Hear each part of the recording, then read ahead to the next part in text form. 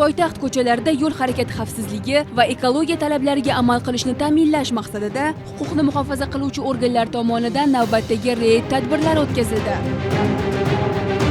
Haydovchilar yuklarni belgilangan tartibda olib yurishibdimi, ortiqcha yuklar yo'qmi, yuklar to'g'ri o'ralganmi? Bularning bariga alohida e'tibor qaratilmoqda. Ayni paytda Yangi hayot blok postamiz Toshkent shahar ichki ishlar bosh boshqarmasi xodimlari, ekologiya qo'mitasi vakillari bilan poytaxt hududiga kirayotgan, harakatlanayotgan har bir yuk turdagi transport to'xtatilib, yuk tashish qoidalari yoki atrof muhitga zarar yetkazayotgan ayrim transport to'xtatilib, ularga demak tushuntirishlar olib borilmoqda, aniqlangan kamchiliklar o'z joyida bartaraf etilmoqda. Uni tepasini brezent yoki qalin mato bilan o'ralgan va atrofi kamida 20 sm tushib turgan bo'lishi kerak.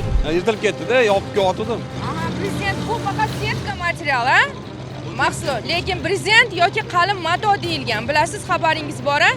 Mana shu yerda maxsus qoplama chelakcha bo'ladi. Bu ham qo'yilmagan, o'z navbatda bu harakatlanish vaqtida ko'chaga ham ifloslanishga sababchi bo'ladi. Maxsus chelagi qanimi? Sinib ketgan.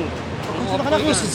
Aytilgan kishilarga doimiy ravishda buni o'rnatib, keyin harakatlanish kerakligi. Birinchisi, ikkinchisi yo'lga, yo'nalishga chiqishdan oldin obyektdan yuvib, balonlarni, yo'llarni yuvib, chiroyli bo'lib keyin chiqish kerak edi. Ikkinchisi, uchinchisi raqamlarni mana ko'rinishi juda ham bu yaroqsiz ahvolga kelib qolgan. O'z navbatda hammasi qoidabuzarlik. Prezidentni qilgansiz. Rahmat sizga. Lekin nima butlarni maxsus o'sha arqon yordamida qotirish chorasi ko'rilmagan mana butdan, yo tomondan. Mana ochilib ko'rasizmi?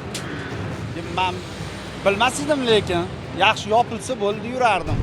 Mutasaddilarning ta'kidlashicha, yuk avtomobillarini me'yordan ortiq yuk bilan harakatlanishi yo'llarni tez buzilishiga, chang ko'tarilishiga va havoning ifloslanishiga olib keladi. Shu sababli reydda nafaqat yo'l harakati qoidalari, balki ekologik me'yorlar ham qat'iy nazorat qilindi. Yuk mashinasi to'xtatilganda unga nisbatan ma'muriy javobgarlik tegishli moddalari bilan ma'muriy protokol tuzildi. Holati atmosfera havosini muhofaza qilish va tabiat muhofaza choralarini ko'rmaganligi uchun, obyektdan chiqayotganda shinalarini yuvmaganligi uchun kerakli tushunchalar berildi haydovchiga. Endi bunaqa holat takrorlanmaydi. Keyingi safar yuvib, tozalab, talablarga javob bergan holda chiqamiz yo'lga endi. Qurish obyektidan chiqib kelishingizda o'zingizga biriktirilgan maydon bo'ladi. Maydonning ichidan chiqishingizda mana bu holat bo'lmasligi kerak. Bu harakatingiz davomida o'zidan chang chiqaradi. Ya'ni atrof muhitga ta'sir darajasi ko'payadi.